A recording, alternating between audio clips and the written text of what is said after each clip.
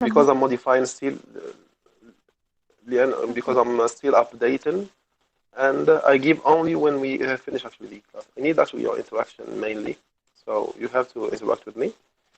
لما أخلص الشابتر I give it to you. لما أخلص اليونت I give it to you. Okay. Thank you.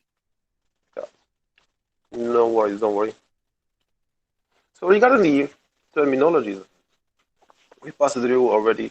Do you have any questions regarding those terms? Did you pass through actually from last class to now? Did you pass? Did you revise actually what are the terminologies available in our book?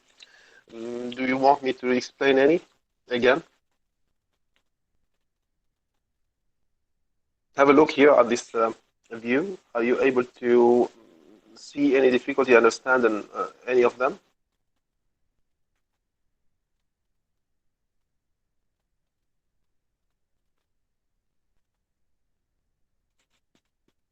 Muhammad Ali, just I'll ask you straightforward one question actually.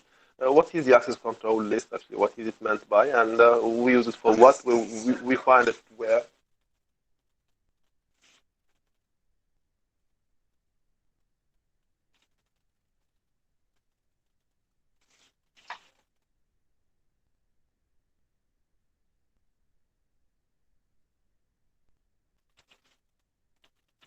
Regardless, actually, be with me. Try to be with me at least. Actually, to be with me. Actually, those terminologies, actually, they are keywords to make you understand the digital security context.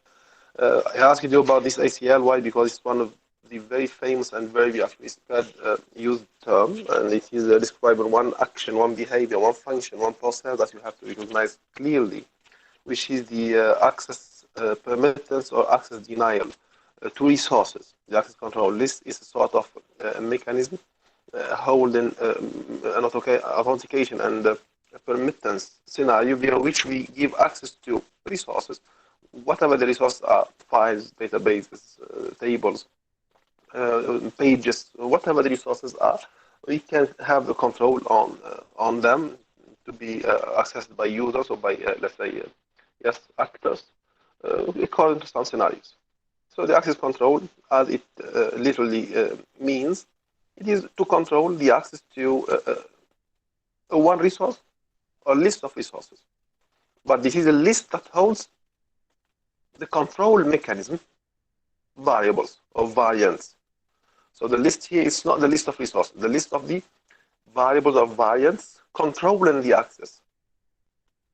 He has to have a username, he has to have a password, he has to have a specific device, he has to have a specific operating system, he has to have a specific application. Those are criterions that a user has to have, for example, in order to have access to a resource. As I said, specific username, specific password, specific operating system, specific application, specific device, hardware, and so on. Those are criterions that we might stand on in order to accomplish this context of access control. Not only that. So we saw that actually, you saw that. This is a very common window, actually, it is from the Windows XP window, but still it's valid. This is actually an addition window in addition to the it's an addition and deletion window of permissions and permissions to be given to users on top of a property. What you are allowing a user to do, or what you are not allowed the user to do. What we allow, what we do not allow. Duties actually, after seeing the challenges, and we saw actually the the needs terminology, then after now we are seeing the duties, what in digital security you actually at the end of this course, what you are what will be actually responsible for. Security expert, it is actually a matter of an individual that has knowledge. He knows what to do, where to do, and so on. So that's this is his list of action to do. Okay. Mainly, you have to recognize who is it. As I said, you are, at the end of this course, you'll be the one responsible for this task. Those tasks, or the list of the tasks we're going to explain right now. So, the person that has knowledge, the skills, the capabilities to act in this field, so he is the one to fit those responsibilities. From the tasks, we are just summarizing them in abstract groups, but they are not only. These in an abstract view, we are summarizing the responsibilities of a given user. Great. He has to make actually some audit context in the sense of making analysis and let's say measures the security set on top of a list of sets. It's an analysis using standardized protocols, so standardized policies, to see if the targeted source of threats or vulnerabilities or breaches are available or not. If the scenario he is analyzing is question of attack or not, if there are weak points or weak access points or weak solutions, he may say, yes, there are threat, let's say, vulnerable, let's say, access points or threat agents in action or something like that. He will raise up the results of the analysis. So this is a matter of an audit to do, to check up the weakness, the weaknesses in plural available and the, let's say, the possible threats. Maybe in action or maybe actually that they cause a risk to the organization environment. He has to clearly identify the vulnerabilities, not only to make an analysis, not only to say theoretical definitions. He has to clearly identify technical vulnerabilities. Technically speaking here, he has to identify this is a weakness and it causes the given 1, 2, 3, 4 vulnerabilities, and so on. He has to clearly identify technical vulnerabilities. Example of vulnerabilities actually, if passwords used to, or let's say to give access to authenticate users, they are actually default and they are standard. For example, we give the password 1, 2, 3, 4, 5, 6. This is the password utilized by an administrator. This is a standardized password. It is actually a vulnerable use. It causes and it presents and it shows and it draws a vulnerable use. Because if you are using the password 1, 2, 3, 4, 5, 6, it is actually hacked from the beginning. It is not to be trusted at all. This is a vulnerability. This is an example. Do not expect that you'll find nowadays an administrator using the password 1, 2, 3, 4, 5, 6. But this is an example to make you understand that. In addition to that, he has to set and to settle the policies to fit the environment he is working in. Means, for example, if we take the example of the University of New Zealand framework, the network here, the local network here, if a user is willing to, let's say, he's actually taking care of the security tasks inside the local network here, he has also to have the responsibility of setting the politics, drawing the roles of each member from one of these framework, this platform, this local network. Whether it's a student, whether it's an instructor, whether it's a technical, whether it's an administrator or administrative. So all of them, they have actually a list of roles to do. And not only to do, a list of tasks to be forbidden. Students, they are not allowed to access the framework, for example, or the platform where the exam papers are. This is a forbidden. This is a rule that has to be implemented later on. So policies and politics is one of the tasks that the responsible for the security, the digital security in a given environment has to do. Abstract view, auditing, when we say. Auditing is not one phrase to say. It is a list of tasks to do. Actually, it is mainly summarizing the task of analyzing the available devices and software applications and system applications. The second is to technically enlist the vulnerabilities available. Actually, he has to be able to identify the list of vulnerabilities and he has to tackle the threats theoretically described in prior. Then after, technically you say this is a vulnerable access point or vulnerable view, or this is a vulnerable code, or this is a vulnerable reason it would lead to a vulnerability, something like that. Then the third and the last, it is the context of theoretical draw of the list of the policies and the politics that they set the roles of each member from within the platform or the environment or the framework. What they are allowed to do, what they are not allowed, both in two sides, the positive and the negative, the allowances and the permittances, sorry, the permittances and the denials.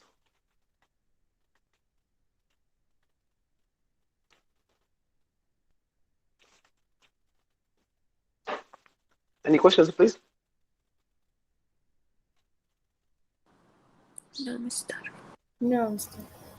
No, Mr. Okay, great. Okay, great.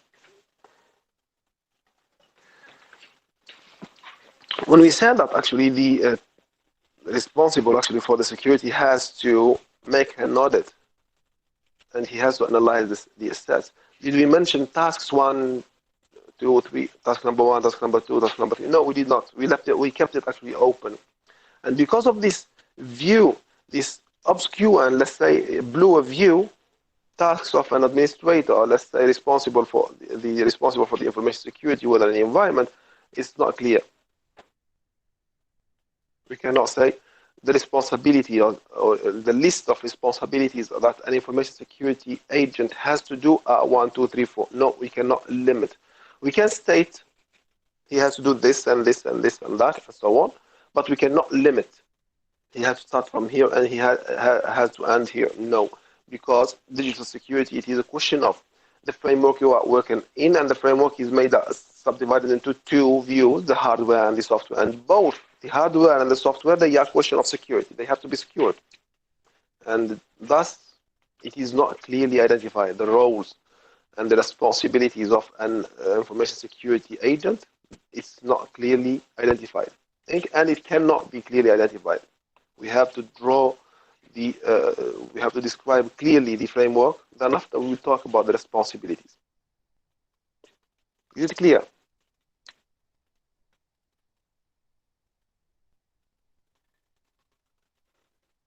Clear, Doctor. Thus, Jamil, good. Thus, Clear. we link this say, yeah, okay, good. We link this saying to the saying that there is no, we saw it actually in a prior class, that there is no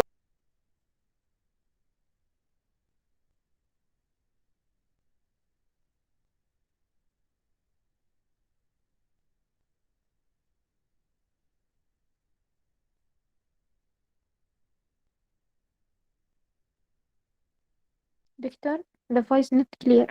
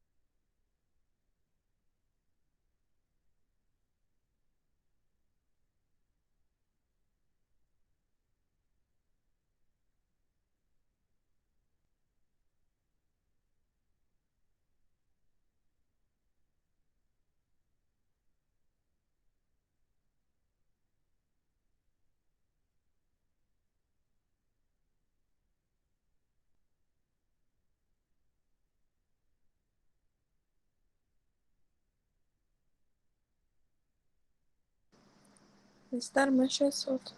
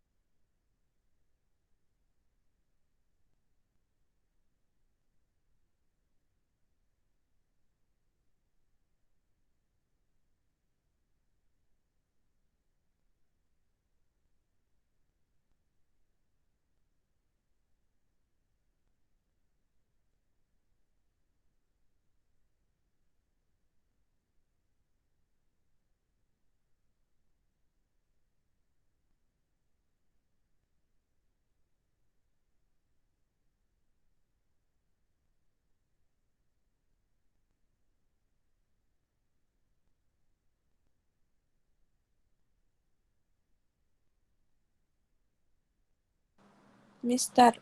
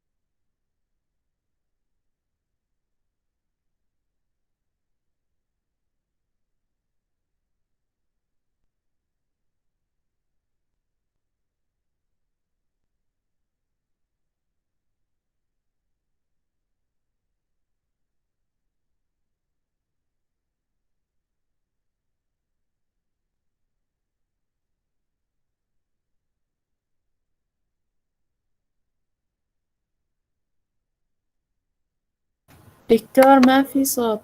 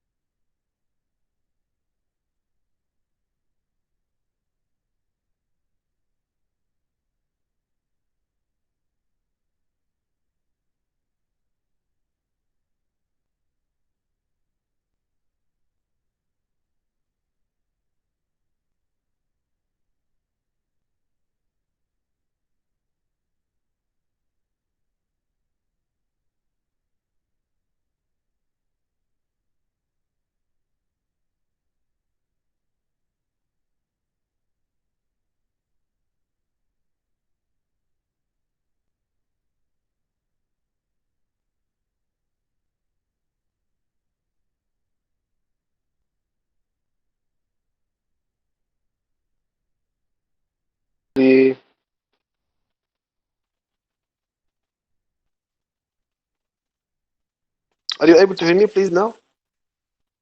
Yes. Yes, Mr. That's great. Yes, That's good. Mr. So I'm gonna just give me permission. I'm gonna block one candidate in order not to let him call me again.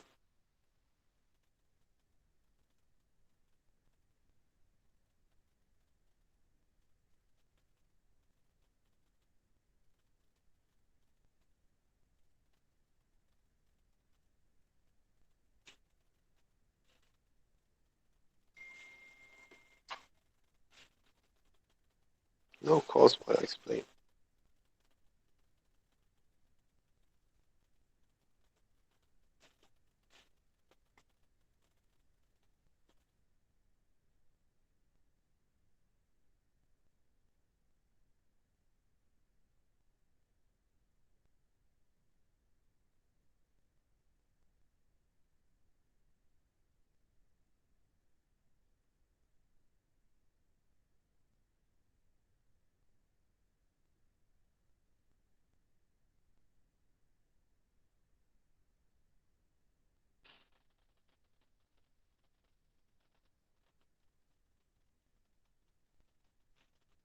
Strange, actually strange. Yeah, good. Let's continue. So this is actually one of the very famous actually certificates that you may go after. After finishing the full book. No, actually we're going to cover 7 chapters, yes, but you have to finish the 14 in order to be able for or eligible for this certificate. This is an international certificate in security. You'll be actually an expert in this field. It's easy to do it, and it's easy to go for it, and it's easy to pass the exam here. Just you have to think of. Let's continue. The last block of this unit actually is the security techniques. The last block in this unit is the security techniques. Actually, we are going to see some of the techniques which are mainly dedicated as a stone.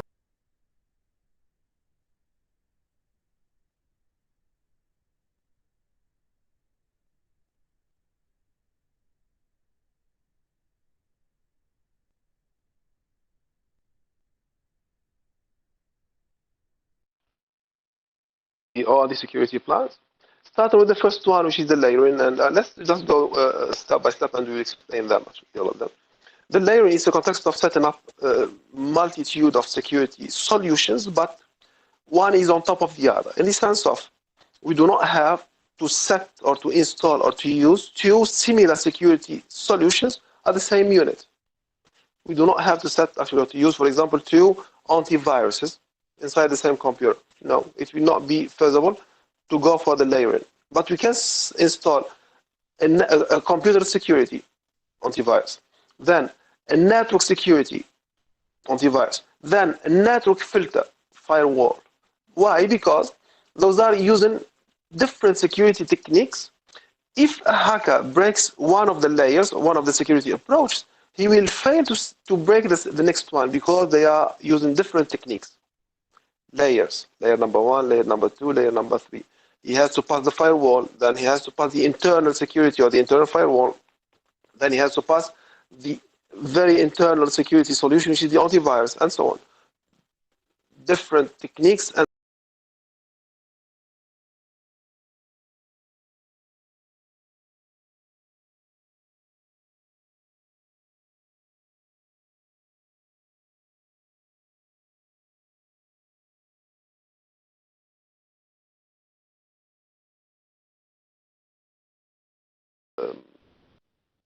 layers. From the same view, actually we are going to see another technique, which is the limiting. First of all, then after we come to the diversity. Limiting, he actually, as per your view, whenever you open, for example, the EduWave, let's take the example of the EduWave, you use the same username and password fields as the instructors. Me also, I use the same username and password fields, but me, I can see all your profiles. You see only your own profile, your own courses, your own marks, your own details, and so on, so on. Me as an instructor, I can see all of your courses, marks, whatever, your profiles, all contacts, everything. Why? Because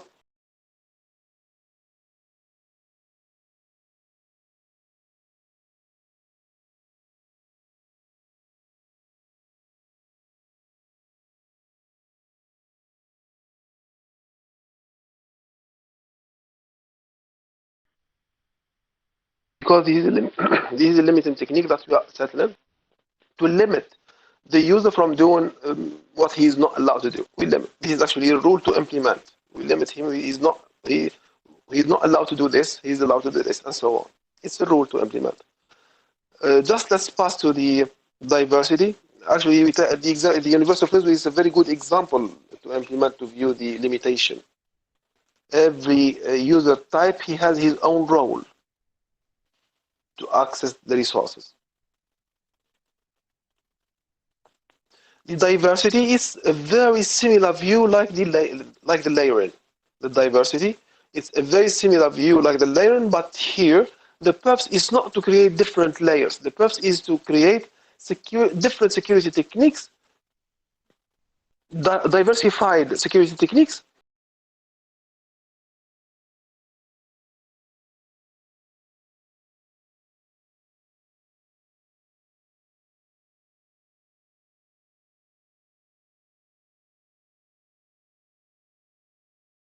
To use to make the task more complex for an attacker to hack or to break in into the system. So diversified security techniques to make the breach much more complex, to make the task difficult to the hacker to break in into the data. So I'm going to stop at this level. I'm going to stop at this level until we fix the problem of the audio video in here and the computers. It's not only me, there are other faculty that have the same issue.